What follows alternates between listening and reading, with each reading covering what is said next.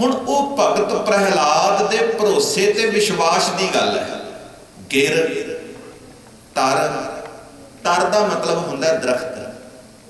भगत प्रहलाद नूं पहाड़ तो सुटिया ते दरख्त तो सुट दिता। जल, जल का मतलब पानी च डुबिया गया। भगत प्रहलाद नूं पानी च डुबिया ते उथों भी बच गया। गिर, तर, जल, ज्वाला। ज्वाला का मतलब है अग। भगत प्रहलाद नूं अग विच साड़न का यत्न किया गया और अग विच साड़न वास्ते सारे यत्न किए, पर भगत प्रहलाद बच गया। जिहड़ा होली का त्योहार है ना, इनू होलिका दहन भी कहते हैं। हरनाक्ष की सकी भैन सी होलिका, प्रहलाद की भूआ।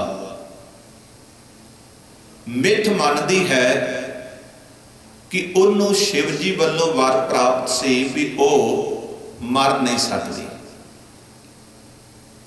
उहदे कोल एक दुशाला सी जिहड़ा वो अपने उत्ते ओढ़ के बलदी अग विच भी बैठे ते बलदी अग उहनूं साड़ नहीं सकती। हुण भगत प्रहलाद नूं खत्म करने वास्ते हरनाक्ष अपना पूरा दबदबा बनाउणा चाहुंदा है भी लोग मेरा नाम जपण ते रब तो भरोसा टुट के मेरे ते विश्वास किवें बने। मैं आखांगा वेखो मेरा नाम जपण वाली मेरी भैन होलिका बच गई ते प्रहलाद सड़ गया। होलिका नूं वर प्राप्त सी, कहंदे ने भी वो बलदी अग विच दुशाला लैके बहे ते उहनूं अग साड़ नहीं सी सकदी। मुल्तान दे बादशाह हरनाक्ष ने ढंडोरा पिट दिता। लोग इकट्ठे होए, वड्डी गिणती दे विच चिखा चुन लई गई। उस चिखा दे विच होलिका बैठ गई। होलिका दी गोद दे विच प्रहलाद बिठा दिता। दुशाला उस होलिका ते पोड़िया गया। जदों उस चिखा नूं अग ला दिती ते अग दीयां लपटां जदों आकाश वल वधियां ते उहदे विचों एक मनुखी शरीर दे सड़न दी बदबू आई। लोग देख रहे सन। हरनाक्ष जाहिर करना चाहुंदा है भी मेरा नाम जपण वाले अज बचणगे ते रब दे जिहड़े भगत हन वो सड़ के सुआह हो जाणगे प्रहलाद वर्गे। लोगों की शरधा रब तो टुट के मेरे ते किवें बने, सिद्ध करना चाहुंदा। जदों हरनाक्ष ने सब कुछ वेख्या उन्हें आख्या शायद ये जिहड़ा मनुखी शरीर फटिया अग दे सेक नाल, ये मनुखी शरीर दे सड़न दी बदबू आ रही है। शायद इहदे विच भगत प्रहलाद सड़ गया ते होलिका ने बच जाना क्योंकि उहदे ते दुशाला। हरनाक्ष वेख के बहुत खुश सी। लोग देखते हैरान सन। हुण अग जदों बुझेगी की होवेगा, पर होया कि वो दुशाला प्रहलाद ते उड़िया गया। होलिका सड़ के सुआह हो गई ते प्रहलाद रब की भगती करन वाला वो बच गया। जदों प्रहलाद बच गया अग विचों ते लोकां ने वो सुआह चुक के उड़ाई ते अपने मत्थे नूं लाई। वाह, अज बहुत वड्डे सच दी एक जित हुई है। ये बहुत वड्डे सच दी जित है। ये बदी दे उत्ते नेकी दी जित है। ये झूठ दे उत्ते सच दी जित है। इहदे विच होलिका सड़ गई। हरनाक्ष हंकारी दा हंकार खंडिया गया, पर रब ने अपने भगतां दी पैज रखी। उन्हें आप पैज रखी ते लोग वो फिर कई साल वो सुआह अपने मत्थे नूं लाउंदे रहे। उस याद विच समा बदलिया, रंग आ गए, लोगों ने वो रंग लाने शुरू कर दिते। फिर वो त्योहार दे विच एडी गिरावट आई भी वो सच ते भुल गया लोगों नूं भी इस दिन बड़े वड्डे सच की जित हुई सी। रब की भगती करने वाला प्रहलाद बचिया सी। फिर उन्होंने लोगों ने वो त्योहार शराबां पीण तक, खे उड़ाउण तक, एक दूजे दे सिर विच रंग ते चिक्कड़ पाउण तक सीमित रख दिता। पर जिहड़ा सच सी वो लोगों नूं भुल गया।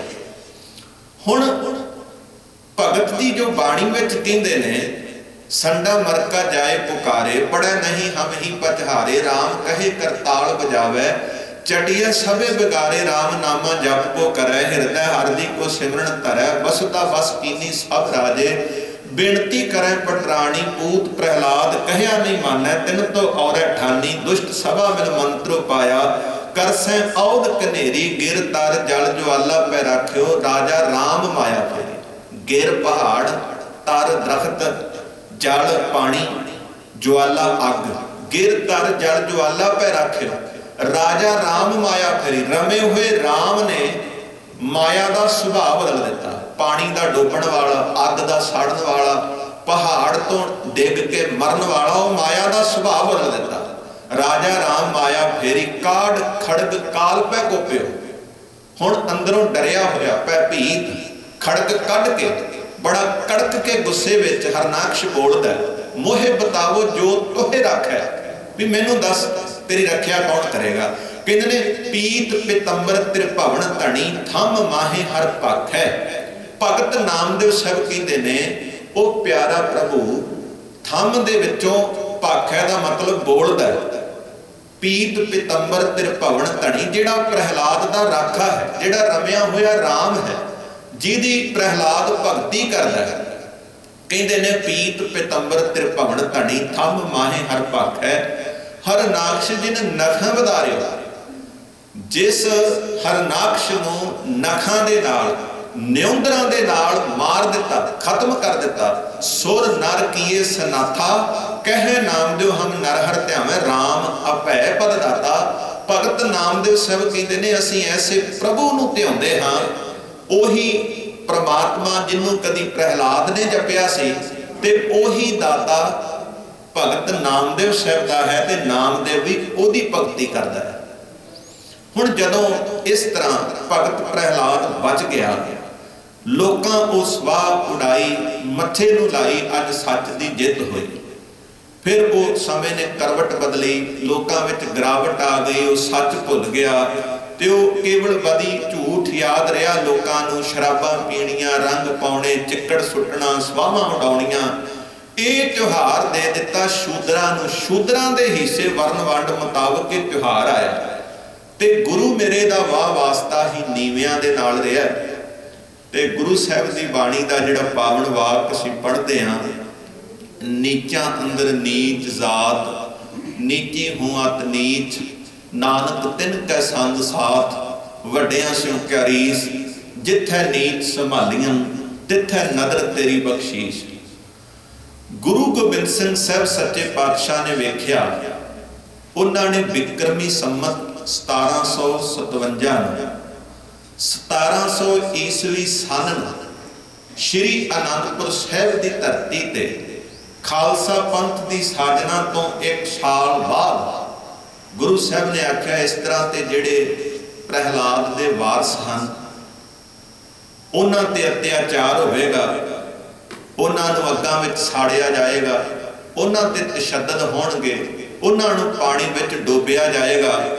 इस तरह प्रहलाद वर्गे सच्चे सुच्चे मार दिते जाणगे। हुण क्यों ना होवे, हरनाक्ष वर्गियां दा मूँह किवें भन्नना, उहदे वास्ते हत्थां बाज करारियां वैरी होण ना मित वाली गल। क्योंकि जिहड़ा असीं ये शेर पढ़ते हैं ना, चूंकार अज हमा हीलते दर गुजस्त, हलाल अस्त बुरदन बाए शमशीरे दस्त। भी जदों सारे हीले वसीले करन तो बाद बंदे नूं जापे भी हुण पानी सिर तो लंघदा जा रहा, उदों तलवार नूं हथ पा लेना जायज़ है, उदों शस्त्र नूं हथ पाउणा जायज़ है। क्योंकि जदों गुरु अर्जन साहब सच्चे पातशाह शांति दे पुंज निमरता दे प्रतीक, उन्होंने तत्ती तवी ते बिठा दिता जाता है, उबलती देग विच उबालिया जाता है, जदों उन्होंने सीस विच गर्म रेत पा के शहीद किया जाता है। उन्हों की शहीदी तो बाद जदों सतगुरु कहते हैं कि मेरी सदा को दबाना तो मुमकिन है, मगर बदलते वक्त की रफ्तार कौन रोकेगा, मेरी आवाज को दबाने वालों गुरु हर गोबिंद की तलवार कौन रोकेगा। भी तुसी मेरी सदा मेरी आवाज इस तरह मेरे शरीर नूं खत्म करके मेरी आवाज नहीं दबा सकते, पर गुरु हरगोबिंद साहब की तलवार नूं तुसीं किवें रोकोगे? सानूं ते तुसीं शहीद कर सकते हो तत्तियां तवियां ते बिठा के, उबलदियां देगां विच उबाल के, पर गुरु हरगोबिंद साहब की तलवार नूं कौन रोकेगा? और गुरु साहब ने फिर ऐलान किया कि सिखो हुण अपणियां जवानियां वधिया नस्ल के घोड़े ते चंगे जिहड़े शस्त्र ने वो भेटा करना। ते गुरु साहब ने आप 2 किरपानां हजूर ने पहनियां, ढाडी नथमल ते अब्दुल्ला जी ने वो वार गाई, 2 तलवारी वधियां, एक मीरी दी एक पीरी दी, एक अजमत दी एक राज दी, एक राखी करे वजीरी दी, हिम्मत बाहां कोट गढ़, दरवाजा बलख बखीर दी, नाल सिपाही नील नल, मार दुष्टा करे तगीर दी, पग तेरी की जहांगीर दी। गुरु हरगोबिंद साहब सच्चे पातशाह तुसीं मीरी ते पीरी दियां किरपानां, क्योंकि गुरु साहब ने जिथे भगती उत्थे नाल शक्ति, जिथे संत बनाया उत्थे नाल सिपाही बनाया, जिथे राज की गल की है उत्थे नाल जोग की गल की है। गुरु साहब ने दोवें पक्ष, जिथे पीरी की गल है उत्थे नाल मीरी की गल भी है। सतगुरु ने दोवें पक्ष रखे ने, संत सिपाही राज जोग भगती शक्ति मीरी पीरी।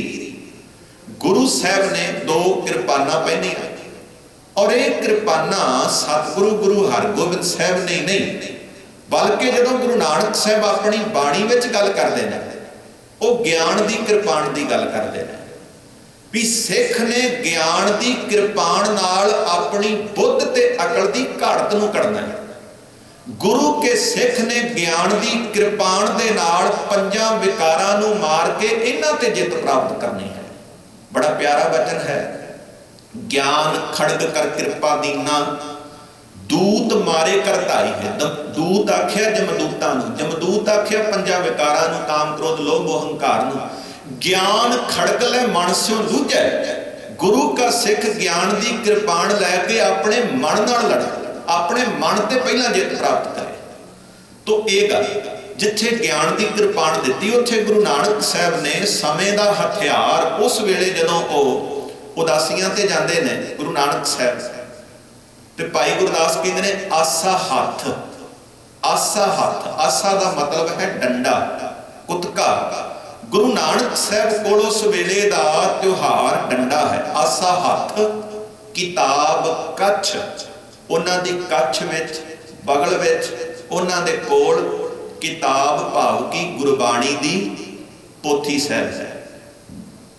उस तो बाद जदों पहले 5 पातशाहियां दी असीं गल कहने आ भी वो निमरता विच वो शांति दे पुंज सन, निमरता दे प्रतीक सन। फिर गुरु साहब ने आख्या जदों हुण सारे हीले वसीले करन तो बाद बंदे नूं जापे पानी सिर तो लंघदा जा रहा, उदों तलवार नूं हथ पा लेना जायज़ है। बिल्कुल इस तरह होया 9वें पातशाह की शहीदी होंदी है, नाल 3 सिखां नूं चांदनी चौंक विच शहीद किया जाता है। और सतगुरु गुरु गोबिंद सिंह साहब सच्चे पातशाह जदों भाई जैता जी हजूर का सीस लैके आउंदे ने ते सतगुरु गुरु गोबिंद सिंह साहब सच्चे पातशाह उत्थों के सारे समीकरण हालात जदों भाई जैता जी तो पुछदे ने, जिथे उन्होंने अपनी छाती नाल ला के कहंदे ने रंगरेटे गुरु के बेटे, भी तुसीं अज तो बाद रंगरेटे नहीं, अज तो बाद तुसीं गुरु दे बेटे हो, तुसीं गुरु दे पुत्र हो। हुण जिन्हां नूं गुरु साहब ने अपने पुत्र आख्या, गुरु साहब ने उत्थे बख्शिश की भी इनकी जात वर्ण कुल माही, सिरदारी ना भई कदाही, इन्हीं को सरदार बनाऊं तबै गोबिंद सिंह नाम कहां। भी इन्हां दी जात कुल वर्ण मजहब विच अज तक सरदारी नहीं सी, इहदे विचारे नीच सन, इन्हां नूं शूद्र कह के लताड़िया गया। इनकी जात वर्ण कुल माही, सरदारी ना भई कदाही, कदे भी सरदारी नहीं सी, इन्हीं को सरदार बनाओ। हुण मैं इन्हां नूं सरदार बनाना चाहुंदा, तबै गोबिंद सिंह नाम कहां। गुरु साहब ने जिथे 1699 की विसाखी को खालसा पंथ की साधना की, क्योंकि आने वाले दिन जी 13 अप्रैल को विसाखी आ रही है, उहदे संबंध में भी आपां गुर इतिहास दीयां बातां पाउणीआं ने। और सतगुरु जी ने 1700 ईस्वी सन दे विच श्री आनंदपुर साहिब की पावन पवित्र धरती ते सतगुरु जी ने होले महल्ले की दात दी। ये साडे न्यारेपण की निशानी सी, ये साडी चढ़दी कला का प्रतीक सी, एक रूहानीयत नूं दर्शाउंदा होया साडा एक विलक्षण त्योहार सी। सतगुरु ने आख्या इस तरह के प्रहलाद के वारसां ते अत्याचार होणगे, इस तरह के हरनाक्ष वर्गे अत्याचार ते धक्के करते रहणगे, उन्हां दा मूँह किवें भन्नना। इहदे वास्ते सतगुरु ने अपने सिखां नूं अयुद्ध अभ्यास, शस्त्रबाजी, नेजेबाजी दे विच निपुण करना, घोड़ असवारी दे विच निपुण करना। गुरु गोबिंद सिंह साहब सच्चे पातशाह ने इस त्योहार की शुरुआत की। मैं अज ही डॉक्टर रतन सिंह जग्गी नूं पढ़ रहा सी, वो कहते ने कि गुरु साहब 7 दिन लगातार दीवान सजाया करते सन। होलगढ़ के किले विच गुरु गोबिंद सिंह साहब सच्चे पातशाह ने अमृत वेले सारे सिखां जागना, जिथे नितनेम बाणियां दे पाठ सिमरन तो शुरुआत हो के फिर आसा की वार दे कीर्तन जदों समाप्ति होनी, फिर शामां नूं ढाडी वारां ते कवि दरबार सजना। ये लगातार 7 दिन ये समागम चलने ते गुरु साहब ने 2 फौजां बनाणियां अपने सिखां दीयां। एक नूं सतगुरु गुरु गोबिंद सिंह साहब ने केसरी बाणे पाउणे उन्हां दी निशानी, ते एक टीम नूं सतगुरु ने अपने सिखां नूं चिट्टे बाणे पाउणे। इस तरह 2 दल तैयार हो गए, 2 फौजां तैयार हो गईयां, एक केसरी बाणियां विच ते एक चिट्टे बाणियां विच। फिर एक खालसा फौज नूं गुरु साहब ने उस किले दे विच ते बाकी फौज नूं बाहर कहना भी हुण तुसीं बाहरों आउणा है। जिवें पूरी जंग की तैयारी करके फौजां आउंदियां ने घोड़ियां ते शस्त्रां नाल लैस हथियार चलाउंदे, पर इहदे नाल किसी दे शरीर का नुकसान नहीं, बल्कि अपनी ताकत नाल, अपनी हुशियारी नाल, अयुद्ध दे दा वरत के तुसीं, रणनीति वरत के तुसीं किवें युद्ध नीति दे नाल किले ते हमला करना है। जिहड़ी फौज अंदर है उन्हें अपना बचाव करना तुहाडे तों, ते तुसीं उन्हां नूं किवें किले दे विचों बाहर कढना। जे तुहाडी किले ते जिੱਤ हुंदी है फिर जिੱਤੇ तुसीं, जेकर अंदरले सिख सिपाही वो तुहानूं नहीं जिੱਤਣ दिंदे, इहदा मतलब तुहाडी फिर जिੱਤ। इस तरह 2 टुकड़ियां बनाउणियां, 2 फौजां। एक फौज ने बाहरों हमला करना किले ते, हमले दे अंदर वालियां ने उन्हां नूं लड़ के पिछां किवें धकेलना। जिहड़ी टुकड़ी फौज इस तरह जिੱਤदी, गुरु गोबिंद सिंह साहब सच्चे पातशाह फिर उन्होंने सन्मानित करते, उन्होंने सरोपे देंदे, उन्होंने सतगुरु बख्शिशां दे नाल नवाजदे। ये सतगुरु जी ने होले महल्ले की दात दी। होली तो होला महल्ला जाए हमला, हमले की थां औरन की होली, सिंगण का होला कहो कृपा नित बचन अमोला। ये बख्शिशां ने, ये रहमतां ने गुरु गोबिंद सिंह साहब सच्चे पातशाह दी। वो कारज मेरे बाजां वाले माही ने अपनी 42 सालां दी बड़ी थोड़ी जी उम्र विच कारज कीते, जिहड़े कोई 4200 सालां दे विच भी नहीं कर सकदा। सतगुरु गुरु गोबिंद सिंह साहब सच्चे पातशाह शाये जाति एकता, अनेकता बिलाए जाती, होवती कुचीलता कतेबन कुरान की, पाप पर पक जाते धर्म तसक जाते, वर्ण गर्क जाते सहत विधान की, देवी देव देहरे संतोख सिंगा दूर होते, रीत मिट जाती कथा वेदन पुराण की। श्री गुरु गोबिंद सिंह पावन परम सूर, मूर्त ना होती जो पै करुणा निधान की। श्री गुरु गोबिंद सिंह पावन परम सूर, मूर्त ना होती जो पै करुणा निधान की। एक नहीं अनेकों बख्शिशां दे नाल सतगुरु ने अपने खालसे नूं, अपने सिखां नूं अपना पूरा सरबंस वार के सतगुरु ने वसद्या रखिया और उन्हें वचन आखे भी पंथ वसे मैं उजड़ा मन चाओ कनेरा। किवें